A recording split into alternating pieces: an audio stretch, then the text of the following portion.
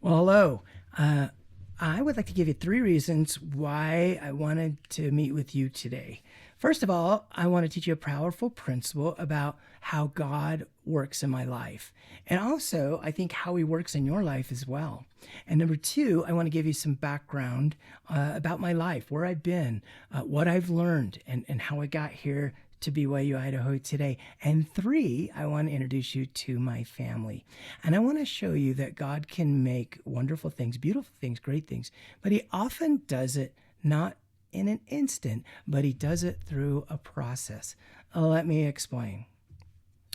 A little over an hour northwest of Paris is the town Giverny. And most people, it's not on their drive-to list when they go to France, but this is the place where the French impressionist Monet lived.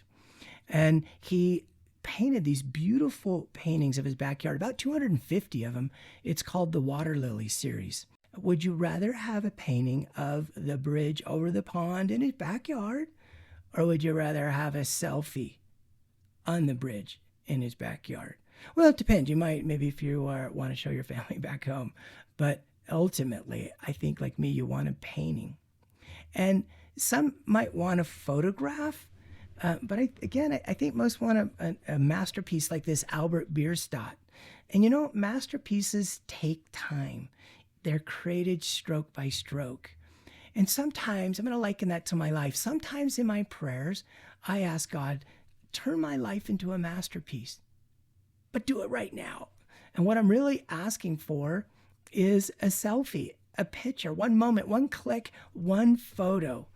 But God never reaches for a camera when he makes things beautiful. He reaches for his figurative brush, a canvas, a palette layered with an infinite color. Because masterpieces aren't captured in a moment. They're painted. Sometimes I remember when I was in college, I would say, Lord, help me graduate now, or help me overcome this weakness today, immediately. Help me find my eternal companion. Heal my hurt. Answer my prayer. Even today, solve my problem. Mend what's broken now. Now, he could rush all that, and he has the power, but he doesn't want to turn our lives into a selfie. He wants to make our lives a masterpiece. And as you know, a masterpiece takes time. It bears the artist's touch, his patience, his care. His heart pours into every single brushstroke. So the question isn't whether God can do it quickly, but the question is, do you want a photo or a masterpiece? And so how does God paint? What's his method, his process, his divine rhythm? And the answer you'll find is woven all through the scriptures. It's hidden in plain sight. Well, could God have created the earth in an instant? He could have, but he chose to complete it through a process. Each time period, God meticulously crafted different aspects of the earth, from light and darkness, land and sea, fish and fowl, to the ultimate creation of man and woman. God not only values the process itself, it's not just the destination, it's not just the finished work, but God values every brushstroke along the way. And to me, this really reveals his character. When he creates beautiful things, whether it's a planet or it's a person's life, he does it in a process. The scripture, Pearl of Great Price, says all things, after he finished creating the world and rested on the seventh day, he says all things which I made were finished and very good. He looks down at the earth, and remember, this is before it fell. And he says it's a paradisical glory, and it's complete, it's good, it's perfect. Nothing could be added, nothing needed, nothing missing, nothing lacking. Well, except Adam and Eve, right? But the earth itself, to me, it stands as a testament to the beauty that can emerge from a process, a divine process, from purple mountain majesty to sunset symphonies of oranges and pinks and purples. The world around whispers, it's worth the wait. Remember that Jacob worked for Rachel and Leah 7 years each. And before you sacrificed a lamb, you sacrificed it. You had to wait 7 days before you took it from its mother. The high priest would go in on the day of Yom Kippur, very sacred day, when the high priest would go in and atone for all the sins of Israel. And he would kill a goat and he would take the blood and sprinkle it and put it dip his finger in it, then put it on the Ark of the Covenant 7 times. Remember when Joshua crossed the Jordan River and he took the Israelites to the city of Jericho? How many times did they march around that city before the walls fell? 7 times. I love that. Sometimes, removing great obstacles in our lives, it's a process. And maybe that's what this message is teaching. There are multiples and enhancements of 7 all through the scriptures. For example, when Solomon dedicated the temple, sometimes it was 700 lambs, sometimes 7,000 lambs were sacrificed.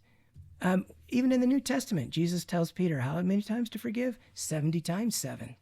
The book of Revelation is full of 7s. Look at all these 7s. 7 churches, 7 angels, 7 stars. And you know what? If you look up in the heavens at night and you look, 7 heavenly bodies visible to the naked eye. There are 7 colors in the light spectrum. Every rainbow declares it. Every beam of light contains it. Every sunset displays it.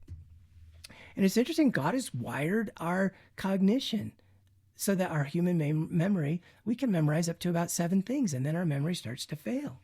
That's my phone number when I was a little kid. I can still remember it. Why? Because God wired my brain to remember 7 things.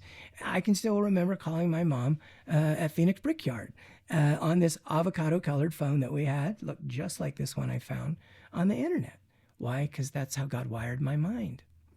Well, if we were together, I would say, what am I supposed to learn here with this pattern of this Hebrew number Sheva, or 7, as we would say? What am I supposed to learn? What do you learn from it? Well, here's the principle I learned, and this is an application. It doesn't mean this is exactly what it's supposed to mean. But to me, the main principle is that answering life's questions, solving problems, healing broken hearts, achieving perfection often comes from God through a process and not an event. Let me give you a classic example. Let's take a story in the Old Testament. 2 Kings chapter 5. There's a guy named Naaman. Now, Naaman was the captain of the king of Syria.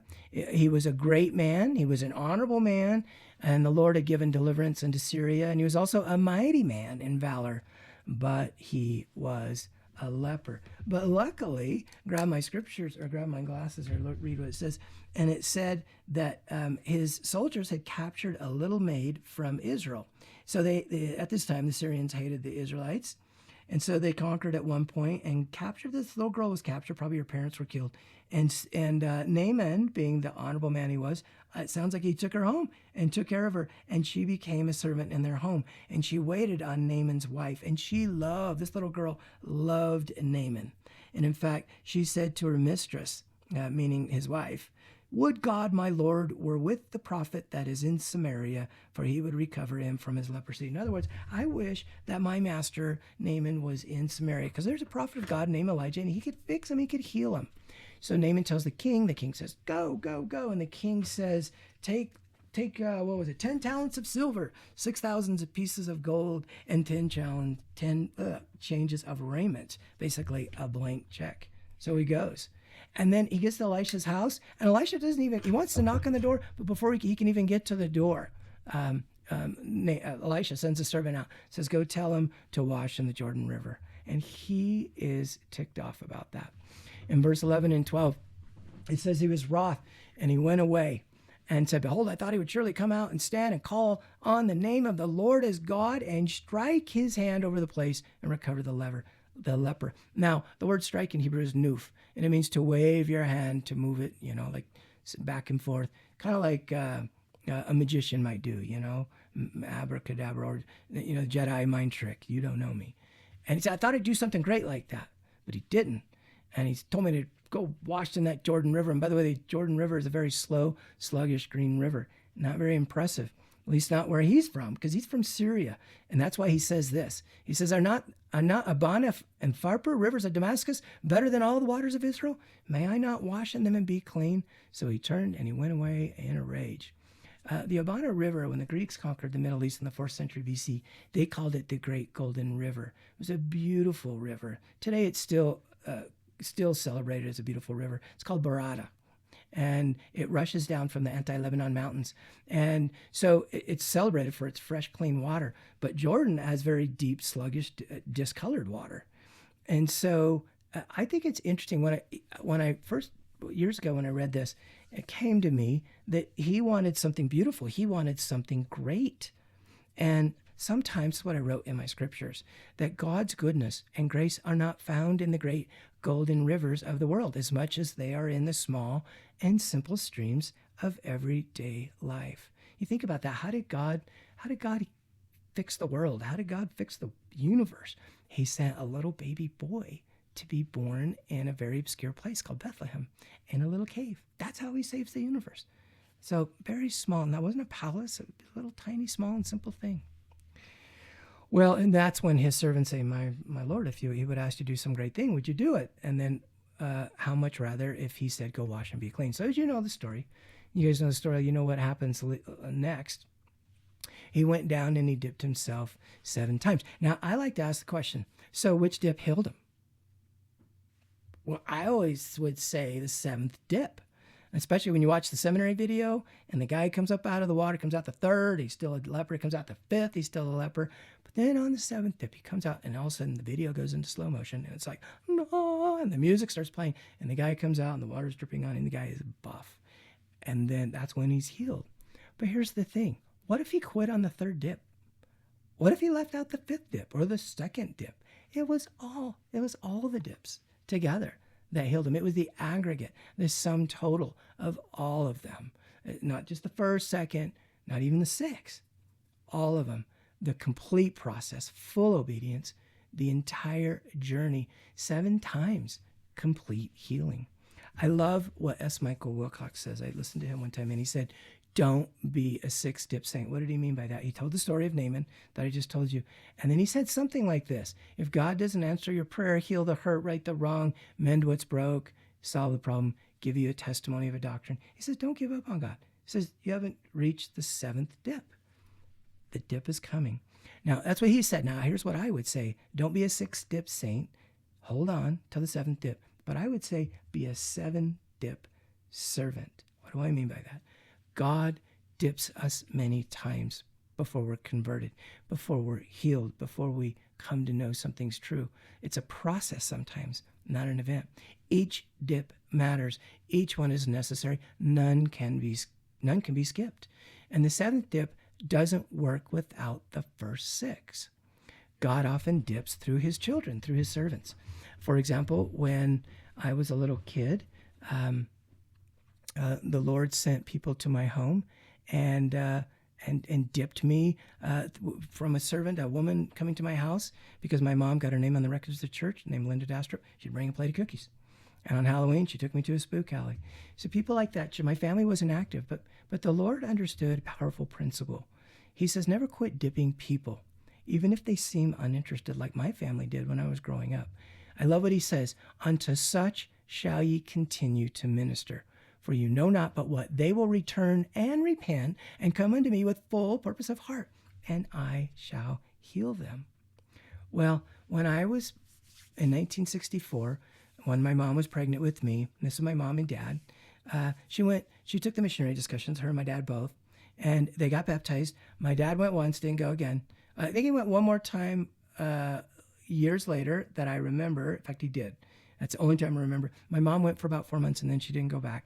But they got their names on the records of the church, and that's a good thing. Now, this happened down in Phoenix, Arizona, actually, technically Maryville, Arizona. And I think I'm about 1 day old when I was a little boy right there. When I was in 3rd grade, we moved from Maryville. It was becoming the ghetto at that time. So we moved out to the country to a place called Glendale. And I remember, because our names were on the records of the church, this woman came driving up in this Eldorado Cadillac, knocked on the door. I answered, says, hey, you must be Curtis Costello. Would you like to go to primary? And I'd only been like 3 times because Linda Dastrup got me to go with her boy Jeff. And I said, sure. So I went a few times, but that's about it that I can remember. But then come along about 5th grade, I'm not going to church. I started getting into the cowboy thing. And so I wanted to show off my cowboy hat. I went down to Kmart and took this picture. And then about that same time, I started traveling the rodeo circuit and what's called the Arizona Junior Rodeo Association. And this is riding in Peoria, Arizona on a bull named Flower. And the reason the clown's running beside me because my hand had too much rosin on my rope, and my hand was stuck, wedged in the rope. I couldn't get it out, and Arlie was trying to get it out. And then this is riding out at Skyline Ranch. I was riding a bull named Moose. And I rode, at this point, I was second in the state of Arizona in the Arizona Junior Rodeo Association. I was 5 points from state champion. And then 3 days before the last rodeo this season, before we went to the finals at the state fairgrounds, I broke my femur. A bull stepped on it, and I got hurt quite a bit. I got kicked in the mouth. I got dragged. I got my back stepped on twice. I got stitches in my face, got my teeth knocked out, horned out, I should say. But this was bad. It put me in a body cast. And yeah, I kept riding for a couple more seasons, a couple more years, but my heart wasn't in it anymore. I started team roping. But right about, so I was 5th grade, 6th grade, knock on the door. Missionaries are like, hey. And we're missionaries from the Church of Jesus Christ of Latter-day Saints. Our names were on the records of the church. My parents were anyway. So they asked if they could teach my little sister, Beth, and I. And so we took the discussions. I got baptized. I went a few times, and then I didn't go again. I think I would go one more time in high school. Well, sometime in the midst of all of this, I think I was a little bit older. I don't know how old I was exactly. But a guy came to our house named Brother Jansen. He was our home teacher. And I knew his son, Donnie Jensen, because Donnie Jensen, he went to Kachina Elementary with me, and he eventually got to Cactus High School with me. This is in Glendale. And they came to our house, and I'm sure it was really a challenge for them to come. And I have to say, Brother Jensen, well, I'm telling the story because he was a very faithful home teacher. And he would come over, and my job was to run in the living room and hide all the ashtrays. I don't know why, because our house was full of smoke. And I'd hide the beer cans, and then he would teach us a lesson. And they probably thought, man, what's the point? The Costellos will not come to church, and I remember going maybe once, but Donnie did get me to go to scout camp and to go to Mutual one night. Well, and then I didn't go again. I wanted to, I really did. I always wanted to go to church. I wish my family would go to church. I should have just went on my own. Well, by the time I got in high school, I wasn't going. After that, few times after Donnie came and his dad came to my house. But by the way, remember Donnie Jensen and his dad, Brother Jensen. That's important in a minute. Well, I started working on ranches, working on a ranch in the summer. This is me working, I was about 16 years old. In Austin, Nevada, I worked on a ranch in Wickiup, Arizona. And then I came home. I remember I played a year of football, not very good at football. And by the way, I quit bull riding at this point. And by the way, I eventually would have a truck. This is because what cowboys drive. This is my truck. And then at 15 years old, after I quit bull riding, I officially quit at 16 years old. But at 15 years old, I was pretty much mentally done. But my buddies and I decided to start a band because my next door neighbor, Jack Chappell, he was his dad was a professional musician and had equipment in the garage. And one day Jack said, hey, let's go start a band. He was from Tennessee. And I said he could play guitar. So I ran to the garage and I grabbed a bass, didn't read music. And Mark Saxon jumped on the drums and boom, 7 months later, we practiced like every other night. And 7 months later, we're playing our first gig at a wedding reception. And that's me on the left playing my bass. And we were called the Night Riders. And by 16 years old, I was playing at a nightclub called the Tack Room. By the time I was 19, I was playing professionally 3 nights a week in nightclubs. At this point we were called the Western Bred Band, and we would eventually win Battle of the Bands, and we even got in a magazine. This is us in the picture right here. This is another picture in the magazine. By the time I was 21 years old, when we'd won Battle of the Bands against all the other bands in Phoenix, I was very proud of it because we had to work hard for it since I was in 15, from 15 years old all the way till I was 21. And these were my best friends, closest friends. And about this time, and by the way, the band is still playing today, just so you know, in case you want to go hear them in Phoenix, Arizona. The guy on the left, Mike, is the only one left. Mike Beck, he's a lead guitarist, very dear friend. In fact, I just saw him at Christmas time. Went to go hear his band. That's the stage in the background. They're playing at a place where they do bull riding. And anyway, he and I, we had a great time seeing each other and being together. Well, back to when I was 21 years old, our band was kind of reached our zenith. And I was just like feeling like, something's missing from my life. Elder Maxwell would call it divine discontent.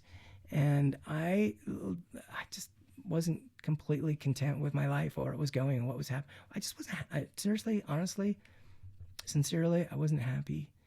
And I remember members in the church, those few times that I did interact with them, or the few times when they came to our house with cookies, or I'd go to church and a few times and I felt something. And even when I lived with my Aunt Jamie and Uncle Glenn, when my parents' marriage was struggling, she was a church member. In fact, I think she's the one that sent missionaries to my mom's house. But I remember feeling something around her and my Uncle Glenn and their family.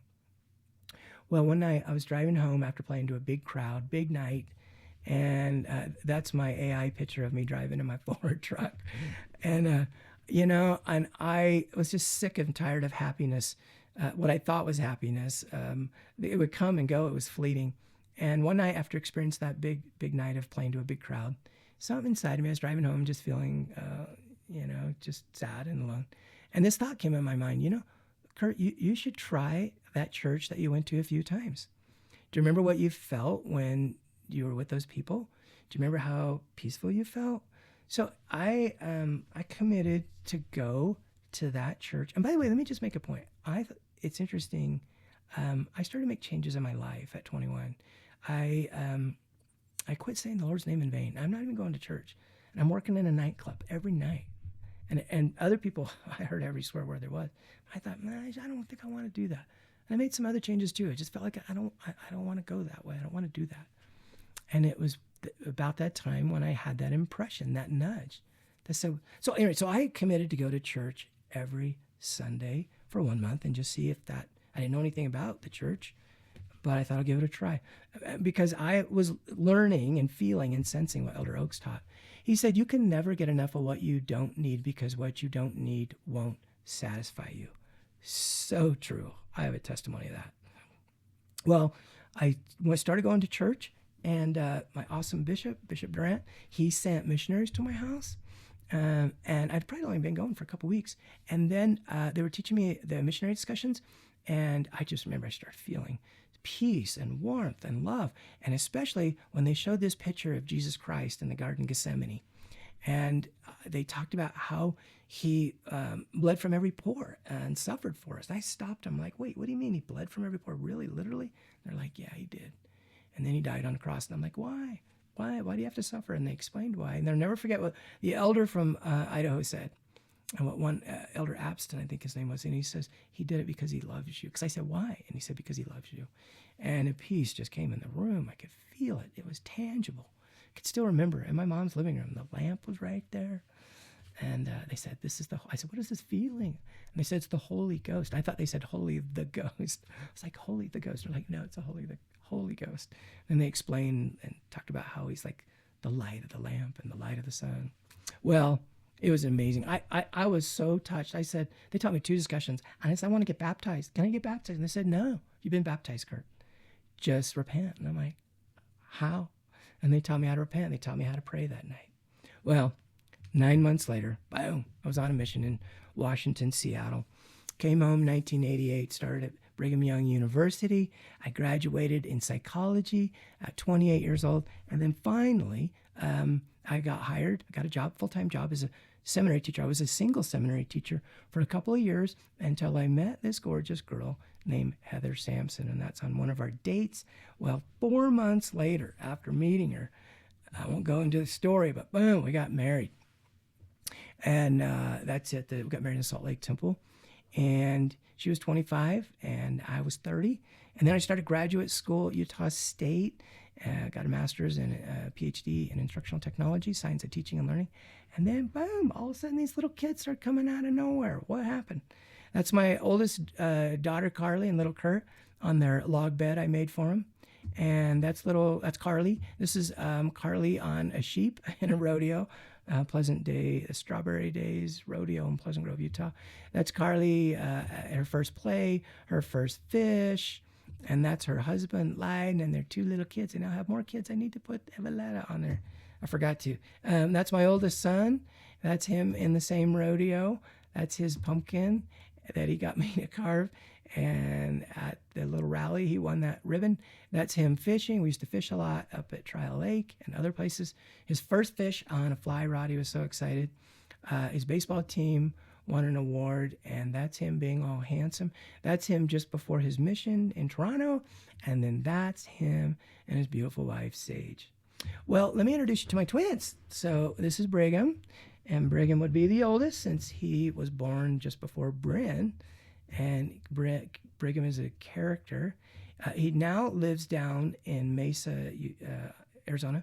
He has a business down there, an excellent business called Big Pig Lighting, permanent lighting, and that's Brigham. And then here's Bryn and his twin sister. And Bryn, when we were living in Pleasant Grove, was really into horses. As you can see, that's her fly fishing with Dad, and that's her graduating from BYU. She's now going to go to PA school, just got accepted in Utah, and she just got married to Matt. So they are going to live happily ever after because they're in the gospel of Jesus Christ. It's not going to be easy because life is hard, but it's going to be wonderful for them. And this is my youngest son, Cutler. That's where we say, give us your cute smile, and that's what he does.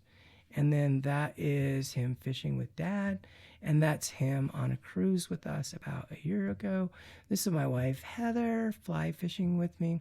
In Greece, we hit 5 islands, drove across, took over 2,500 pictures. It was an exciting adventure. Before we moved here to Idaho, when we lived in Pleasant Grove, Utah, she had a stained glass business. That's a lamp she made, windows she made, jewelry, all kinds of different jewelry. That's her out in the garage. Pandora beads she made. I used to work construction. I was a framer, and that's me building my barn in our backyard in Pleasant Grove. And that's us in Idaho, fly fishing, did karate once upon a time. And this is me and my wife when we were in Corinth and down the Peloponnese in Greece. And that's my passion, is biblical archaeology. And my cute little dog, my little Brussels Griffin dog. And now, back to the Naaman story. I'm coming back here because I want to end with a story, a wonderful, beautiful experience in my life. So I'm teaching seminary. This is years ago when we were living in Pleasant Grove, Utah, and I'm teaching at Alpine Junior Seminary in Utah Valley. And I just casually mentioned to my students that I taught at Cactus High School. And one of my seminary students, he's like, what? He goes, hey, my dad went there. And I go, what's your dad's name? And he said, Donnie Jensen.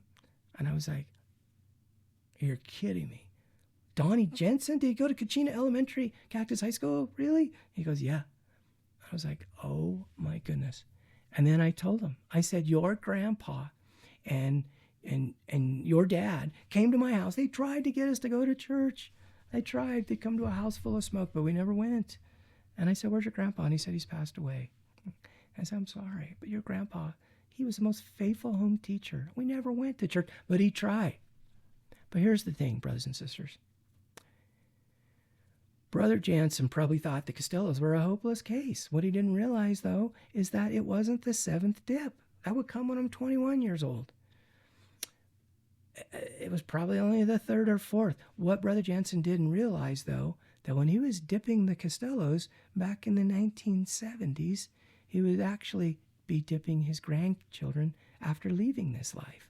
Because I would get to teach him seminary. I taught that young man, and then I got his sister.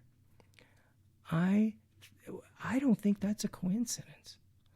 And here's the thing. When we dip each other, when we are 7-dip servants, and we reach out and dip other people, we may be inadvertently dipping somebody in the future that we love, like our own kids. So I'm here to say, 7 is not just a lucky number. Every morning, here's my invitation to you. Every morning when you wake, Lord, say, Lord, who can I dip today? It may be a roommate, maybe a parent, maybe a brother, maybe your cousin, maybe a stranger. And you might get rebuffed. They may resist. They may push back. They may think you're a dipstick. But you may feel like Brother Jansen, like you failed. But it may only be the 3rd dip. But at least I would say at least in eternity, they'll always look back and say, thank you for that 4th dip. Or thank you for that 2nd dip. And that's what I would say to Brother Jansen. Thanks for that fourth dip. But remember, too, don't be a sixth dip saint. If God hasn't mended what's broken or answered your prayer, just hold on. It's not the seventh dip yet. And hold on and remember that God does things through a process like creating the earth. He does it one brush stroke at a time. God's process is deliberate. It's beautiful. God's patient work yields perfection. I bear testimony of that. This principle not only applies to the earth, but applies to your life. Let God make your life a beautiful painting. Let him take the canvas, take his palette, take your canvas and take his palette of infinite colors of love and passion and glory and make something wonderful. Keep dipping your roommates, your friends, strangers, families. I know that they will thank you in eternity as I thank Brother Jansen to this day. So, some think 7 is a lucky number. I think it's much more. I think it's God's signature. It's a pattern of completion, perfection. It's a testament that the process is worth it.